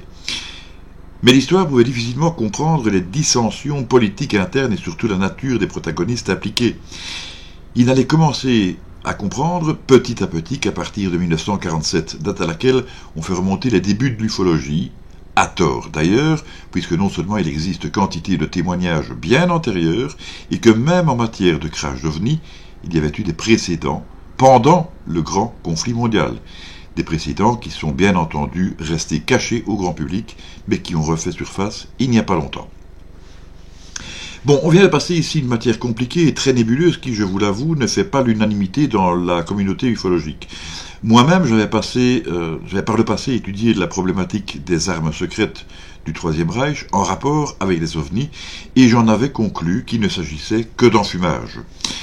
Je suis resté très sceptique, même lorsque la TTSA allait entrer en jeu. La TTSA, c'est la To The Stars Academy of Science and Arts, emmenée par le chanteur de Blink 182, Tom DeLonge, auprès de laquelle allait bientôt évoluer un certain Luis Elizondo.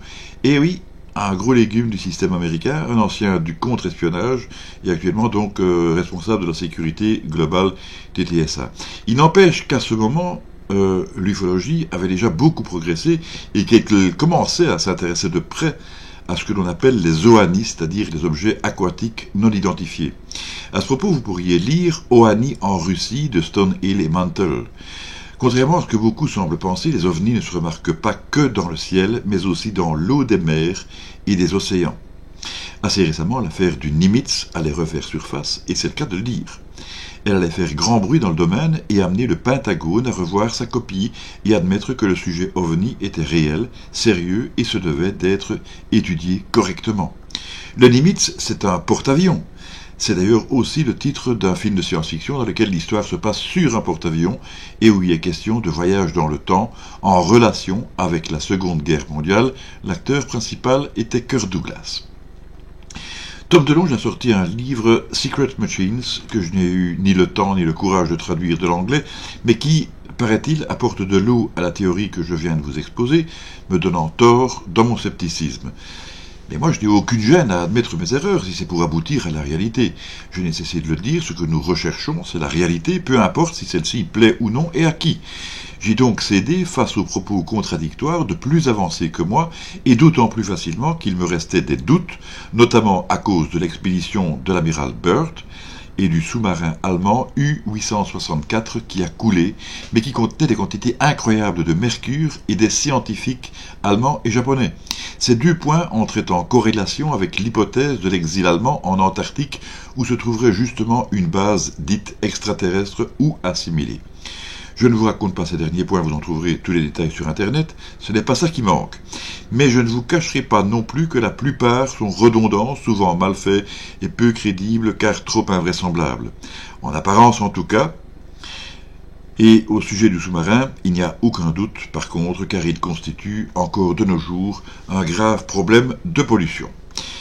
Mais tant qu'on est dans le genre, pour ceux qui ne connaissent pas, je vais vous proposer une 4e vidéo en fiche de suggestion, qui apparaîtra donc quelque part ici au-dessus, c'est celle du dossier Lacerta. Alors, je vous avertis tout de suite, surtout si vous êtes rationnel, dès les premières minutes de cette vidéo, ça risque de vous faire crier à la supercherie. Je ne vous demande d'ailleurs pas d'y croire, mais seulement de l'écouter et éventuellement de me donner vos avis en commentaire. Évidemment, c'est purement incroyable, invraisemblable. Ben oui, un peu comme les objets qui se déplacent tout seuls, y compris les meubles lourds, c'est un peu comme l'histoire du gars qui ne sait même pas ce qu'il cherche et qui manque de peu de trouver le trésor des Templiers, c'est dingue comme ces triangles de la vague belge qui s'arrête au feu rouge de la frontière linguistique, dingue comme une vierge enceinte ou encore l'homme qui apparaît sur terre mais qui se sent bien seul, raison pour laquelle Dieu fera la femme à partir de l'une de ses côtes. Je ne vous dirai pas que je crois aux reptiliens, parce que je ne crois en rien, mais j'étudie tout. Seulement, vous connaissez à présent ma position sur la médiumnité, ou plutôt sur ma médiumnité, et là, il faut que je vous parle de 3 autres trucs dingues. Vous savez par exemple que je me suis passionné pour les bouquins de Robin Cook, cet ancien chirurgien ophtalmologue qui a écrit des trucs comme Pandémie, Virus, Cobaye, etc. Et comme j'en ai déjà lu un sacré paquet, j'en commande désormais par 3 ou 4, et je puise parmi les titres que je n'ai pas encore lus, autant dire que c'est au hasard. Ceux qui me suivent savent que j'ai pourtant le pompon pour tomber juste sur ce qu'il me faut par rapport à mon sujet actuel. Eh bien, c'est encore bingo cette fois-ci. Le premier était Rapt, l'histoire d'un sous-marin océanographique qui se fait aspirer dans les profondeurs et les occupants se retrouvent aux mains de ceux que l'on nomme parfois les Atlantes. Ils volent dans des soucoupes au fond de la mer, pas seulement dans l'eau, mais aussi dans de gigantesques bâtiments construits en profondeur. Ils peuvent voyager dans les étoiles et au travers du temps. Ils sont beaucoup plus anciens que nous et sont parfois intervenus dans notre histoire, en Grèce notamment, ou en Égypte pour les pyramides. Mais qu'est-ce qui lui a pris à M. Cook? Car pour une fois, on quitte complètement le milieu médical et on se retrouve dans la science-fiction. Une science-fiction ciblée et peut-être opportuniste.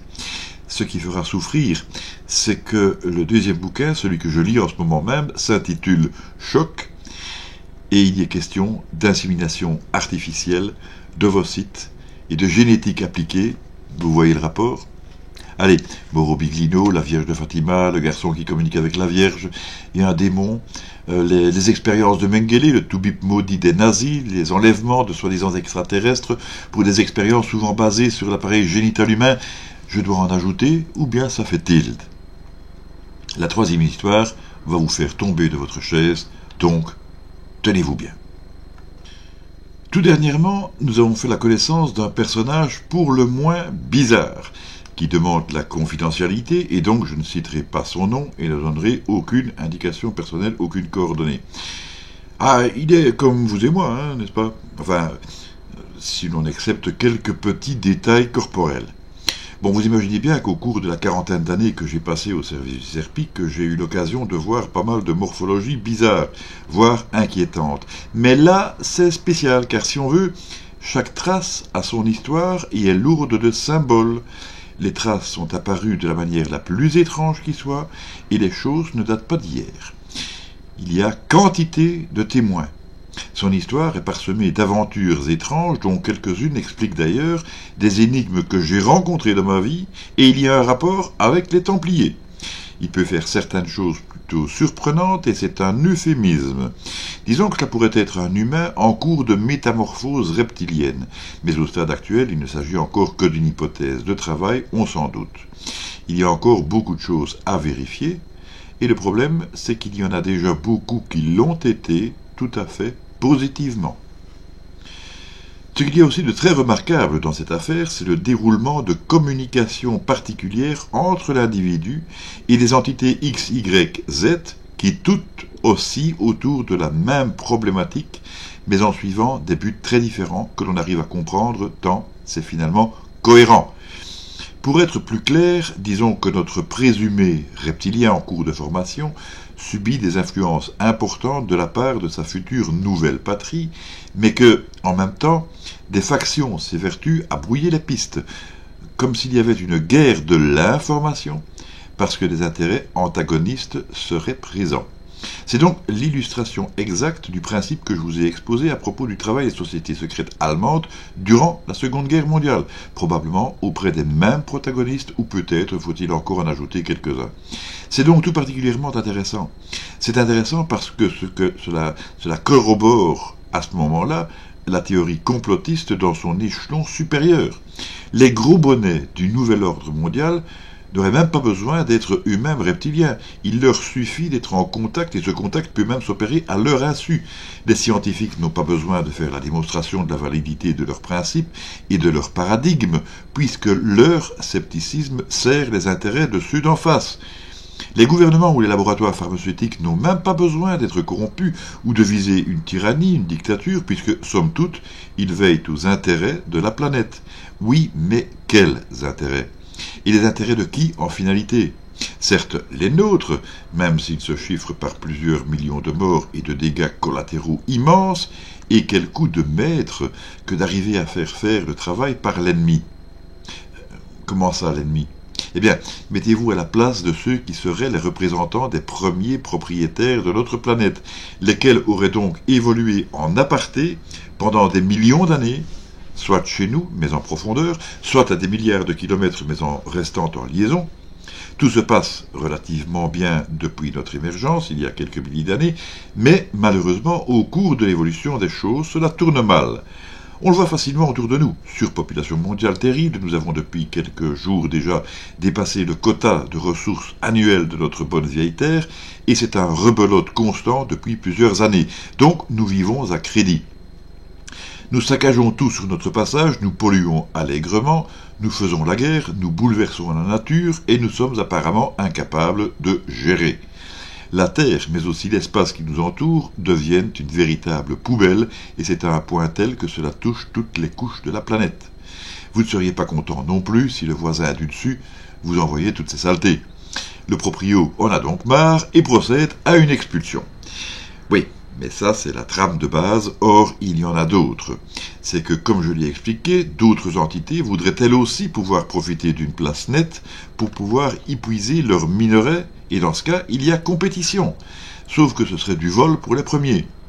Puis il y a encore ceux qui ne voudraient pas de cette expulsion parce que nous sommes leur sujet d'étude, et il existe peut-être encore des variantes qui viennent s'ajouter. Dans ces conditions, l'étude ufologique devient très compliquée, et il est clair qu'il est facile de la décrédibiliser par ses incohérences, forcément parce que si l'entité de base ne se trouve pas en haut mais en bas, qu'elle nous est largement antérieure et supérieure, qu'elle fait dès le départ l'objet d'une grosse confusion entretenue depuis des siècles, qu'il y a une forte possibilité de mimétisme ou disons de camouflage, un camouflage qui a d'ailleurs déjà très bien été mis en évidence par certains ufologues, si s'ajoute à cela toute une quantité de protagonistes exogènes très différents à plus d'un titre et qui en plus ne sont pas d'accord entre eux et que nous terriens produisons aussi des engins assez semblables sauf dans les performances, on est mal barré. Je crois que de toute façon on est mal barré. Mais il reste quand même de l'espoir. D'abord parce que nous savons que même chez eux ne règne pas la parfaite harmonie. Qu'ils se disputent donc entre eux, ça nous arrange. Deuxièmement, ils ne sont pas infaillibles non plus, sinon ils ne se vautreraient pas un peu partout, pour reprendre l'expression d'Alexandre Astier dans son exoconférence. En même temps, maintenant, nous disposons de preuves matérielles et de sources de rétro-ingénierie. Troisièmement, nous avons aussi qu'ils ne sont pas invulnérables. Notre armement peut leur provoquer des préjudices, mais les forces en présence sont beaucoup trop disproportionnées. Il nous reste encore la négociation et éventuellement encore certains procédés d'évitement de leur pouvoir. Alors, contrairement à ce que l'on pourrait penser, c'est parfois plus facile qu'on le croit. Ainsi, en forçant son esprit, on peut voir les deux possibilités du cube de Necker, ou distinguer les choses en changeant d'angle, comme lorsque l'on passe devant ces images dont le paysage se transforme en fonction de l'endroit où l'on se trouve. Pour la négociation, là c'est beaucoup plus compliqué et en principe ne concerne que les dirigeants, mais ce n'est pas non plus tout à fait vrai. D'abord parce qu'il y a les dirigeants qui communiquent et obéissent aveuglément car ils estiment qu'ils n'ont pas le choix.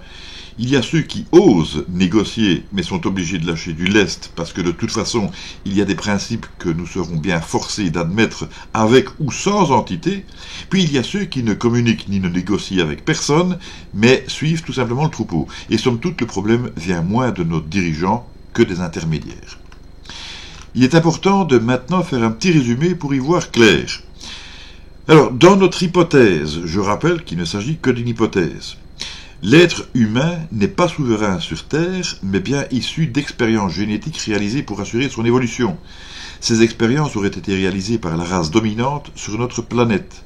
Cette race serait bien plus ancienne que l'homme et bien plus avancée. Elle est restée la plupart du temps à l'écart. L'homme existait déjà précédemment, mais au stade primitif, très primitif, presque animal. Et quoi, on clone bien les moutons? Petite question, est-ce que l'on ne clone que les moutons? Mais pourquoi cette race se contenterait-elle des profondeurs alors qu'elle pourrait disposer de la surface? Eh bien tout simplement parce que son mode d'existence le requiert de manière préférentielle, sans pour autant exclure les voyages dans l'espace puisque sa technologie lui permet amplement. L'un des problèmes majeurs, c'est que les contacts avec les humains modifiés ont toujours prêté à confusion, comme je l'ai expliqué, avec la religion. Il y a une autre raison, c'est que lorsque l'on voit ce que font les hommes, il y a de quoi rentrer sous terre. Ensuite, la confusion a été exacerbée par l'arrivée d'autres entités extraterrestres ou de factions rivales intraterrestres. Depuis plusieurs dizaines d'années déjà, il a été décidé de mettre un terme à cette expérience génétique, finalement assez désastreuse, non seulement pour le genre humain, mais aussi, indirectement, pour la race dominante. Mais cette dernière est plutôt pacifique, tant qu'on ne lui marche pas sur les pieds. Des négociations ont donc été entretenues et ont abouti à des compromis. Nous sommes en quelque sorte en sursis. Mais ce sursis devra être mis à profit pour nous permettre de plier bagages et de voguer vers d'autres cieux. En surface, la situation est devenue cornélienne. Impossible de tout avouer à la population car cela entraînerait le chaos. Le monde scientifique serait complètement déboussolé, des milliards de croyances seraient en ébullition, ce serait la terreur généralisée et incontrôlable. On voudrait la guerre pour se défendre. Au lieu de cela, on nous défend de l'affaire tout en nous disant que nous sommes en guerre. Mais bien sûr, l'ennemi est différent. Et le paradoxe, c'est que cet ennemi ne vient pas de l'ennemi. Il fallait donc trouver un système qui ne serait qu'un moindre mal, qu'il faut impérativement mettre en guillemets, parce que tout en permettant à plusieurs générations de dirigeants de tirer les marrons du feu, tout en refilant la patate chaude aux successeurs, cela passerait de toute façon par une forme de génocide. Mais pas la forme de génocide à laquelle on s'attend généralement. Jusqu'ici, un génocide, c'était quand un dictateur, par exemple, faisait mourir une grande partie de son peuple. Ici, il n'y a pas de responsable, ou bien tout le monde est responsable, et ceux que l'on a responsabilisés deviennent des collabos. Seuls certains haut placés savent que de toute façon, presque tout le monde y passera. Reste seulement à savoir de quelle façon. Et le choix ne manquera pas puisque désormais toutes les façons sont envisageables et que nous nous débrouillons déjà très bien sans l'aide de personne. D'ailleurs, ne voyez-vous pas qu'à part les catastrophes naturelles, disons par exemple les séismes et les éruptions volcaniques, encore que puisque cela vient des profondeurs, on n'a pas vraiment besoin de réchauffement climatique puisqu'il y a des incendiaires criminels, on n'a pas besoin de pluie diluvienne puisqu'on fait sauter des barrages. Des humoristes diraient qu'on a seulement besoin de joueurs de foot puisqu'on fait disparaître quotidiennement plusieurs dizaines de terrains de football de la forêt amazonienne. Dans le meilleur des cas, il faut espérer que l'on puisse mener à bien le projet de colonie de l'espace dans un délai très raisonnable, mais il n'y aura pas de place pour tout le monde. Rentabilité avec 300 millions d'humains sur Terre, mon œil. Ou alors rentabilité comment, pour qui et par qui. Si vous y réfléchissez bien, après la sélection naturelle et aléatoire organisée, le contrôle total permettra de peaufiner la tâche au moyen d'individus d'abord conditionnés, puis lobotomisés, robotisés, esclavagisés, et à côté de cela, quelques personnes hautement qualifiées, parmi lesquelles ne figureront même pas la plupart de nos dirigeants actuels, lesquels ne se rendent même pas toujours compte qu'ils seront eux-mêmes victimes du système. Certains encore assez jeunes peuvent encore l'espérer en fonction de leurs états de service, si toutefois leur enthousiasme et leur perfectionnisme ne se retournent pas contre eux. Mais même dans ce cas, on s'en fiche. Il y aura beaucoup de morts et eux tomberont en héros nationaux, mais d'un autre peuple, de l'héroïsme par procuration en quelque sorte. Il est encore possible, voire prévisible, que des 300 millions de pauvres errent, il ne reste en fin de compte que peau de chagrin. C'est que ce ne serait pas si simple d'embarquer autant de monde dans des vaisseaux spatiaux. À moins bien sûr que quelqu'un nous donne un coup de main, par exemple avec une force antigravité, ou des supramatériaux, ou pourquoi pas des réacteurs nucléaires. Qui a dit qu'il y avait comme un lézard ? Vous m'avez aussi demandé de parler des chemtrails, du réchauffement climatique et de HAARP. Mais je me demande si, au vu de tout ce que je viens de dire, ce serait encore vraiment utile. Claire Séverac, dans son travail, parce que c'est comme ça que je l'appelle, son travail s'intitule « La guerre secrète contre les peuples », entre autres, a déjà tout dit, et bien mieux que moi. Elle a été très controversée, comme on pouvait s'y attendre, et notamment pour les raisons que j'ai évoquées, peut-être qu'elle a d'ailleurs trop dérangé. Dans l'une de mes premières vidéos, je vous disais que je me sentais un peu comme Belmondo dans la fin du film Le Professionnel. C'est un peu ça. Mais ça ne veut pas dire pour autant que j'adhère systématiquement à tout ce qu'elle a dit, même si dans ce qu'elle a dit, il y a beaucoup de choses qui me paraissent correctes. Des épandages se font, c'est devenu presque indiscutable. Il est, par contre, me semble-t-il, beaucoup plus discutable de prétendre que ces épandages soient réalisés à des fins meurtrières sur toute la population. Même si, et là aussi il manque pour l'instant le lien de cause à effet, des maladies suspectes apparaissent. Je vais parler de celle des morgelons. Là-dessus, je me suis contenté d'une recherche sommaire sur Wikipédia. En voici le résumé très succinct, mais qui est quand même parlant. Les morgelons, maladie des morgelons, est une dermatose controversée, signalée aux États-Unis en 2002. Elle est actuellement caractérisée par la présence, on parle bien de présence, de filaments de plusieurs couleurs qui se trouvent sous, sont enrobés dans la peau ou en font saillie. Les patients décrivent aussi des sensations de picotement ou prurite, ou parfois l'impression que quelque chose rampe sous la peau. Généralement, on appelle ça des paresthésies, dans certains cas en tout cas. Quelque chose rampe sous la peau, évoquant une parasitose sous-cutanée. Or, aucun parasite n'étant retrouvé, ce syndrome reste considéré comme une forme de délire parasitaire, ou syndrome d'Ekbom, un trouble factice, ou encore un syndrome collectif d'origine psychogène, avec introduction fortuite ou volontaire dans l'épiderme de fibres provenant de l'environnement extérieur. Et je rappelle qu'il s'agit d'une source Wikipédia. Provenant de l'environnement extérieur. Introduction fortuite ou volontaire. Quelques auteurs estiment toutefois que la maladie des morgelons est une véritable maladie somatique, d'origine infectieuse, proche de la maladie de Lyme, associée à des bactéries du genre Borrelia. Mon Dieu, rien qu'à cette lecture, vous remarquez comme moi la tendance très prononcée d'attribuer cette maladie à quelque chose qui n'a rien d'extraordinaire, sauf dans l'esprit d'un doudingue, si cette phrase vous dit quelque chose. C'est aussi une réponse classique médicale quand on ne sait pas, c'est nerveux ou bien c'est dans la tête. Puis, plus sérieusement peut-être, on fait un rapprochement avec la maladie de Lyme, très étudiée par, vous savez qui ? Christian Perron, ce même monsieur qui a écrit « Y a-t-il une erreur qu'ils n'ont pas commise ?» en parlant de la crise du Covid-19. On voit en tout cas sur des photos très claires le comportement totalement erratique de certains avions qui laissent leur traînée blanche dans le ciel. Erratique, c'était peut-être pas le terme, on va le voir plus loin.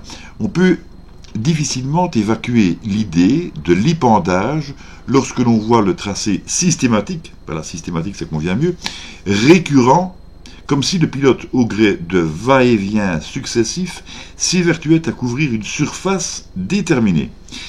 Et cela reste local, même si plusieurs endroits sont concernés. Donc, on n'est vraisemblablement pas dans la même optique.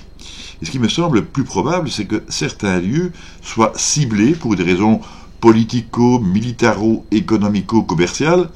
Et comment ça ? Eh bien, soit on favoriserait certains types de cultures au détriment d'autres, par exemple celle de multinationales par rapport à celle d'agriculteurs traditionnels pour booster la concurrence. C'est tout dit des plus petits qu'on scotch.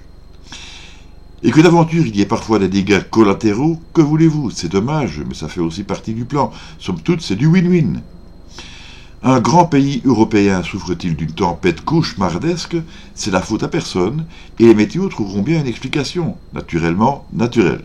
Sauf que, comme par hasard, à la suite de cette catastrophe, des accords, jusque-là restés en suspens, sont signés. Sceptique au début, comme d'habitude, je me suis demandé comment un fléau d'ordre mondial aurait pu faire l'objet d'un consensus de la part de tous les dirigeants du monde. Dans ma naïveté, je me suis dit, Dans le tas, il devra toujours bien y en avoir au moins un qui aura le courage de dire « Non, je me refuse de me rendre complice de cette agression contre mon peuple ». Mais la solution est simple. Il suffit de graisser la patte, tout en tenant le canon du flingue sur la tempe du récalcitrant, et de ne pas oublier le petit mot magique « S'il vous plaît ». J'ai dit tous les dirigeants du monde ? Ah, ce serait oublier Loukachenko, le président de la Biélorussie, qui aurait obtenu de bien meilleurs résultats face au Covid que les autres nations. Mais il ne faudrait pas oublier que là, nous avions déjà un dictateur. Mais alors, et la Suède par exemple ? Mais la Suède a déjà ses individus pucés. Comme le dit si bien Claire Sévérac, les politiciens, c'est comme les couches, il faut les changer souvent, et pour les mêmes raisons. Finalement, nous sommes embarqués dans une guerre très étrange, déclarée depuis longtemps par un ennemi pacifique auquel nous devons la vie, ou plus exactement notre évolution, qui a été un grand fiasco. Au cours de celle-ci, nous n'avons cessé d'aller d'erreur en erreur au gré de la récupération pseudo-bienveillante des puissants. Nous avons cédé à la grande tendance de la division par la symbolique arbitraire, elle-même exacerbée par la cupidité. Nous avons cherché partout intensément à la loupe et au microscope, mais en fermant les yeux là où il fallait les ouvrir. Les objectifs des sectes sataniques sont doublement dans l'erreur, puisqu'elles entendent se poser comme antagonistes d'une entité qui n'est pas impliquée, en se donnant parfois des airs d'une autre entité pour renforcer l'image, mais en ignorant superbement sa réelle signification. Oui, c'est un peu compliqué, mais c'est la situation. Et de nos jours, ce qui subsiste, c'est une certaine volonté de limiter la casse qui entraîne le besoin de tout casser. Et on s'étonne que ça ne tourne pas rond. Et comme le disait je ne sais plus qui, une fois qu'on est tellement avancé en avant, on ne peut plus reculer en arrière. Et dans tout cela, en conclusion, que peut-on faire au Serpi ? Apparemment, pas grand-chose face à une telle situation, d'autant que nous sommes beaucoup trop peu nombreux et que le Serpi n'est de toute façon pas une force d'intervention. Mais il ne faut pas toujours raisonner en termes de force. Toujours pour parler en images, parce que c'est parfois plus facile à comprendre, après 14-18, il y a eu le traité de Versailles qui, par ses sanctions beaucoup trop sévères, a entraîné 39-45. Bon, c'est pas la seule raison, ce serait simpliste d'en rester là. Il y a aussi eu du laxisme d'un côté, de l'opportunisme de l'autre, on pourrait y inclure d'autres facteurs, mais ce n'était qu'une image. Mais dans cette même image, on pourrait ajouter la propagande, qui est en fait de l'information falsifiée, si vous voyez le rapport.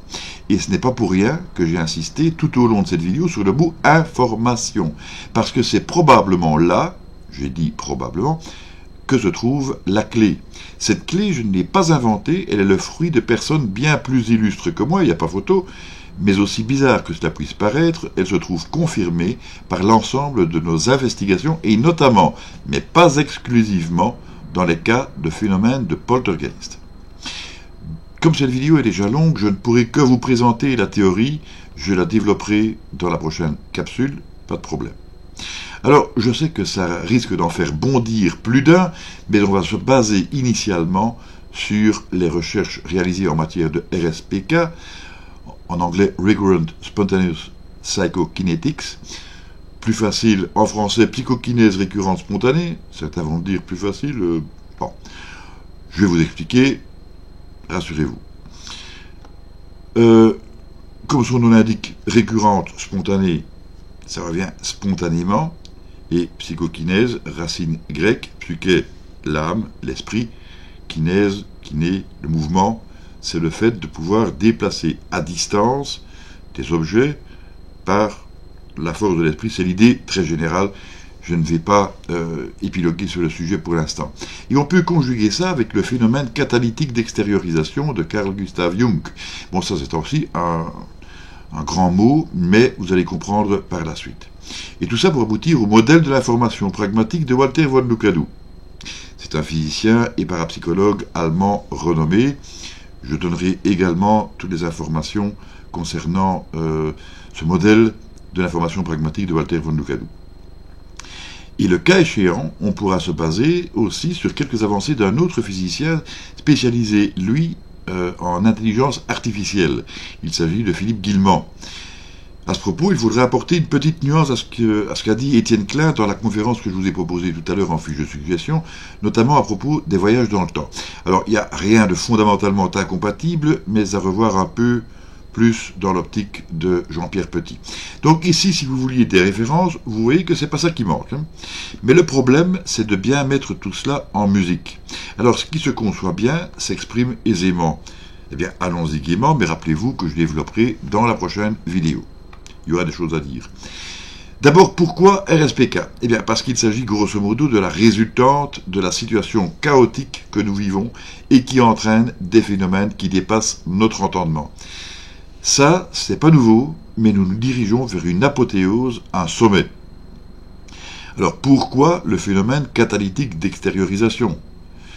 Parce que c'est aussi la situation dans laquelle nous vivons. Actuellement, à moins peut-être de se trouver au fin fond de la Patagonie, et encore, je ne suis pas certain, un peu tout le monde se trouve dans la situation d'une casserole à pression qui a besoin d'une soupape pour évacuer la tension, mais ne la trouve pas.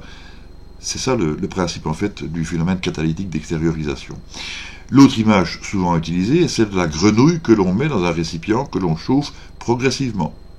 Tout le monde comprend, on est saturé d'informations contradictoires, de tendances diverses, de phénomènes de compensation qui aggravent à leur tour la situation initiale. C'est le contexte catalytique, c'est-à-dire qui favorise le phénomène et notamment le phénomène RSPK, mais pas seulement ce dernier. Et dans le contexte de la propagande, on pourrait même y inclure aussi les images subliminales supposées avoir été présentes dans le film L'Exorciste. Je vous raconterai tout cela dans la prochaine vidéo, vous allez voir, ça décoiffe grave. Et enfin, pourquoi le modèle de l'information pragmatique de Walter von Lucadou? Eh bien, parce que ce dernier n'explique pas les phénomènes en question, mais qu'il en donne la dynamique sous la forme d'une formule qui ressemble à de la physique sans en être. Cette formule, la voici, elle va apparaître sur votre écran. Vous voyez que F est une mesure de la fiabilité du phénomène observé. Ensuite, A est une mesure de l'autonomie du système RSPK. C est une mesure de la confirmation donnée à chaque observation. Et N est une mesure de la nouveauté de l'observation. Alors, vous voyez qu'il ne s'agit pas d'équations, mais bien d'égalité comparative, de binômes traités par opérande. Ça a l'air un peu compliqué comme ça, mais il faut dissocier et on comprend mieux. Bon, ce ne sont pas des équations, on ne recherche pas une inconnue. On va plutôt faire une comparaison entre plusieurs égalités qui sont exprimées par des formulations en deux termes qui sont travaillés par des opérandes, c'est-à-dire par exemple plus, moins, fois, divisé. Voilà. Vous voyez aussi qu'il y a trois binômes que l'on multiplie 2 à 2 et on compare les valeurs à I qui représente l'information. Bon. Encore une fois, ça n'explique pas les phénomènes en eux-mêmes, mais ça en donne la dynamique, et c'est très important, parce qu'en faisant parfois quelques petits détours par la physique quantique, mais des détours finalement très simples, comme l'effet observateur, on voit que lorsque les valeurs des trois binômes se rapprochent de I étant la somme correcte des informations correctes, eh bien, le phénomène disparaît de lui-même, spontanément. Ou presque. En tout cas, progressivement, assez rapidement. Il n'y a plus de catalyse du phénomène d'extériorisation et la RSPK n'a tout simplement plus de raison d'exister, c'est QFD. Je vais vous laisser le temps de mûrir ces informations que je vous ai livrées et avant de nous quitter, je vais vous proposer une dernière fiche de suggestion. Vous êtes gâtés. Cette fiche vous donnera accès à une vidéo de Philippe Guillemant que je vous demanderai de bien digérer. C'est un individu charmant qui ne manque pas d'humour non plus, mais auprès duquel il fait bon de faire fonctionner sa matière grise. En voilà assez pour aujourd'hui. Je vous donne rendez-vous dans la prochaine capsule où je vous donnerai toutes les indications concernant ce que je viens de vous exposer. Mais pour vous aider dans votre digestion, je vous mets aussi dans le descriptif ci-dessous quelques éléments qui vous aideront dans vos recherches. Et maintenant, nos enquêteurs ont de quoi faire. À la prochaine, merci de votre fidélité. N'oubliez pas les pouces bleus, enregistrez cette vidéo. Elle sera également relayée dans le site du CERPI. Partagez-la autant que vous le pouvez. Abonnez-vous si ce n'est pas déjà fait et n'oubliez pas la petite cloche que vous devez activer afin de recevoir les notifications. Moi de mon côté, je ne lâche pas le morceau. Portez-vous bien. Salut!